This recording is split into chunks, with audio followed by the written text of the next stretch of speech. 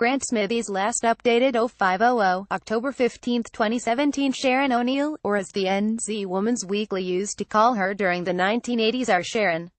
Along the coastal highway in Nelson, perched on high wooden piles, there sits a renovated boathouse that's now a venue for weddings, wakes, 21st birthdays and music gigs. It juts out over the surf like a ship, a wide deck at the front and a lighthouse standing sentinel on the boulder bank beyond. At high tide on very windy days, the Tasman Sea slaps against the underside of these floorboards with a worrying boom, but today, electric guitar, saxophone and drums echo off the thick wooden walls. A sound guy twiddles with faders while a cheerful American, who spent 15 years playing with Dragon, pounds at an electric piano. A rehearsal is underway. "Can you get Alan out of my monitors, please?" says a rail-thin woman in bright, paint-splattered tights and pink Dr. Martens. Says the keyboard guy, who's the singer's long-term partner. ONeill was one of our first female pop singers to write their own songs, front their own bands, break through the barricades of a local music scene dominated by men. "Sharon doesn't want to hear me anymore. We've clearly been together way too long." The rest of the band cracks up. Read more. The Clean inducted into Music Hall of Fame. Moana joins Music Hall of Fame. 2 homecoming shows for Nelson songstress Sharon ONeill. Sharon ONeill, Kiwi rock pioneer. The Questionnaire. Sharon ONeill, Sharon, or as the NZ Women's Weekly used to call her during the 1980s, our Sharon. It's Sharon ONeill, back for 2 hometown gigs after nearly 40 years living in Sydney. "I thought, wow, here's a woman who's cut through the crap and got her own song out there. Maybe I can do that, too. Let's go out the back for a quick chat," she says, and when she climbs down off the stage, I notice how tiny she is. Now 64, ONeill only comes up to my chin, and I'm not a tall man. Each of her legs is as skinny as my forearm. She is seriously petite, but casts a big shadow over New Zealand music. ONeill was one of our first female pop singers to write their own songs, front their own bands, break through the barricades of a local music scene dominated by men.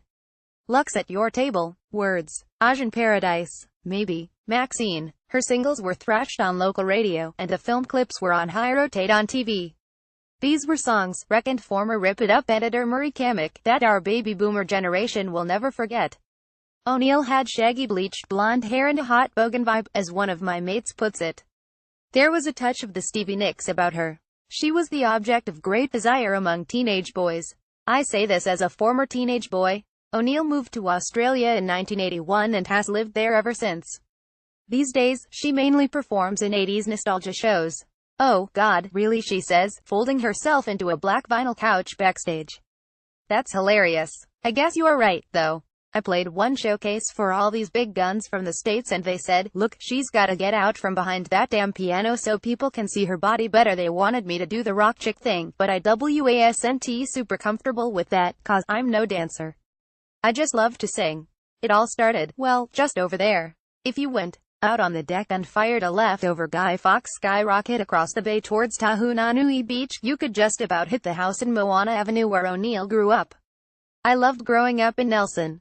I was at that beach every weekend. We'd go up the Mitai River for swims. All that good stuff. We'd drive up Aniseed Valley to those swimming holes, too. At night, after dinner, they would play their voices together in the kitchen. Yeah, we called ourselves the Moana Nightingales as kids. Every night after tea, only Flash people called it dinner, me, my mum and my 2 sisters would sing together. Mum would wash, we would dry, and we'd rattle through all these old songs. ONeill says she didn't feel like a trailblazer in her heyday. "I just loved singing." She starts to sing in a wavering, mock Victorian voice. "Now remember, dear, our love will never be the same." ONeill laughs and slaps her teensy leg. "We'd do all these 3-part harmonies around Mum and it was lovely to sing with each other. The family was a bit musical," she says. "My sister June played the bagpipes and button accordion, and my other sister Pam could whistle any tune you could name. Mum and Dad have passed now, but both my sisters will be at tomorrow night's show." ONeill taught herself guitar and piano, picking out simple melodies to accompany poems she was writing. She played at local folk clubs as a teenager, followed by a long apprenticeship in pop groups with goofy 70s names: Chapta, The Rumor, Jessica, Sweetwater, Libra, Shiner. They were years of mostly living on the road, learning to move a crowd. Then she decided to go solo. There were very few female singer-songwriters in New Zealand at that time. Sharon ONeill was one of the first, and we often have a good laugh about the old days. Her song 1905 really impressed me when I heard it on the radio. I thought, wow, here's a woman who's cut through the crap and got her own song out there. Maybe I can do that, too. ONeill's breakthrough came in 1978 when she sang Lux on Your Table on TV talent show The Entertainers, wearing a teensy waistcoat with a risque plunging neckline and a big fake flower in her hair. She became the first local signing to CBS Records, and it's easy to see why the song manages to be simultaneously sexy and regretful, to the point that you can almost forgive her rhyming young and lusty with her seed was trusty. Shaza sings the hell out of it too. She sounds like Linda Ronstadt. Oh, I'm a big fan of Linda, Emmylou Harris, the Eagles. You know, I was recording my fourth album, Foreign Affairs, in LA, and we needed another harmony, so John Boylan, the producer, disappeared into the other studio and came back with Don Henley. Don sings on my song Hearts on the Run, which was a big thrill for me. One of ONeill's best early songs is Words, an up-tempo country rock belter that's quite literally mad as me attacks. The opening line always makes me picture big blokes at the freezing works, their white gumboots stained red with blood. Let me out, like new blood at the slaughter, hollers Shaz in the intro. What a gloriously graphic way to start a pop song. Yeah, I guess it is pretty full and gory. It's about songwriting, how the words get really pent up inside unless you find a release for them. I wrote poetry ever since I was a kid, so that really rings true for me. After a steady trickle of hits in New Zealand, ONeill moved to Australia in 1981 and has lived there ever since. I first went over to play support on a Boz Scaggs tour. Dave Dobbin was in that band back when he was just a mad little rager, skinny as a stick with a big mop of curly hair. ONeill's biggest hit came a few years later. An unlikely feminist fable involving sex, suicide, a sax solo and a sing-along chorus. 1983's Maxine was inspired by the drugged-up sex workers who clustered around the band's hotel in Sydney's King's Cross, which was still extremely seedy at the time. We'd get back from a gig late at night and this poor working girl was always there, so I tried to imagine her story. We shot the video in the Cross, and the girls we had playing prostitutes looked so convincing. The pimps started to threaten us, like, "You're taking business away from our girls." But we had protection. We were getting changed at the local police station, so screw them, right? Australia turned into a bit of a bummer. A contractual dispute with CBS left ONeill unable to record for many years. She ended up writing and singing backup for other artists Leo Sayer, Robert Palmer, Jimmy Barnes, Dragon, while her solo career lost momentum. It still burns. It made me very angry. At one point, I thought, the hell with it, and became a fitness instructor. Don't ask me to do that now, but it kept me healthy during those weird years where all that crap was going on. Somewhere along the way, love blossomed.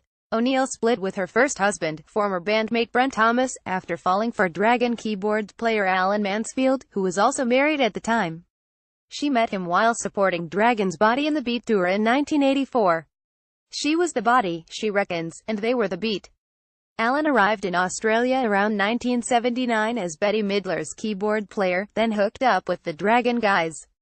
They were very wild with drugs and so on when they were younger, and there were tragedies along the way, but they'd toned down by the time Alan joined. He stayed with them until Mark Hunter passed away, then toured with Robert Palmer, who died recently as well. It's lead singer syndrome, they're dropping like flies. I better not be next these days. ONeill mainly performs in 80s nostalgia shows, alongside great old bands like Dragon, Eurogliders, The Choir Boys, The Church, Rose Tattoo. This sometimes involves little more than going out there and doing Maxine while everyone sings along. Occasionally, she whips back across the Tasman to tour with old mates Hammond, Gamble, Shona Lying, When the Cat's Away.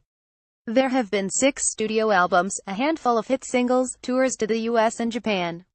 She hosted her own TV specials, composed the soundtrack to New Zealand feature film Smash Palace, won a host of awards. Before things turned sour, her record company coughed up for flash American producers and big marketing campaigns, hoping she might break Australia. It wasn't to be. ONeill's last album was way back in 1990, but there's no shortage of loyal fans, and a best of collection got to number 6 on the New Zealand album charts just 3 years ago, in 2014, and she's just found out that she'll receive the Legacy Award at next month's Vodafone New Zealand Music Awards, and be inducted into the New Zealand Music Hall of Fame. There'll be a tribute performance on awards night, with the artists yet to be confirmed. I was blown away, to be honest. When I heard the organizers were trying to get hold of me, I assumed they wanted me to present a trophy to some other female singer. I was amazed when they told me it was for me. The event organizers have issued a press release singing ONeill's praises. In my best po-faced radio announcer voice, I read her out a few glowing lines. Sharon's songs are an iconic part of an era when New Zealand music really started to come of age. Sharon blazed a trail for women in rock, and it's only right we take the time to celebrate her career and the impact she had on Kiwi music. She cracks up. That's great, isn't it, but I didn't feel like a trailblazer at the time. I just loved singing, and I'd been hanging around with bands ever since I left Nelson. People would look at me like I was a groupie, until I got up to sing. And she needs to get up and sing right now. Her band's getting restless. It's time for ONeill to get back to her rehearsal. Later that night, I swing by the venue to catch her show. A cab pulls up as I arrive and two women get out with constricted vowels and bulging carry-on suitcases. They've come straight from Nelson Airport. We flew over from Melbourne for this, one tells me. It'll be so great to see her play in her hometown. Last time we saw Sharon, she was singing with Leo Sayer inside. The boathouse is packed, with most punters in their 50s and 60s, and a scattering of younger faces. Sharon sweeps on stage in black leather pants and a dark shirt with a skull on the back. It's so good to be home, she says, and launches into a song about a no-good cheating man getting his comeuppance. She plays all her hits, the volume overly polite at first but cranking up in the second half. There's a new song, too, inspired by her Nelson childhood, and she introduces it with a lovely tale about her dad getting his pilot's license late in life. He'd fly along the beach and over the house, and Mum would be out on the veranda, waving a tea towel. When ONeill plays Maxine, I spy the two incoming Australian fans dancing over by the deck, beaming with joy. Last time I heard this, I was smoking weed behind the bike sheds at Waimea College, says the woman sitting beside me. She gives a conspiratorial wink and takes a mighty slug of her Pinot. Maxine, sings Sharon, a great big voice rising up from her tiny frame. You're not the only one to take the whole world on. Everyone sings along, word perfect. Who's that walking behind you? Who's that talking about you? Who's that walking with you? Maxine. Sharon ONeill will be inducted into the NZ Music Hall of Fame at the 2017 Vodafone New Zealand Music Awards at Auckland's Spark Arena on November 16th. The event will be broadcast live from 8:30 p.m. on 3 Sunday Magazine.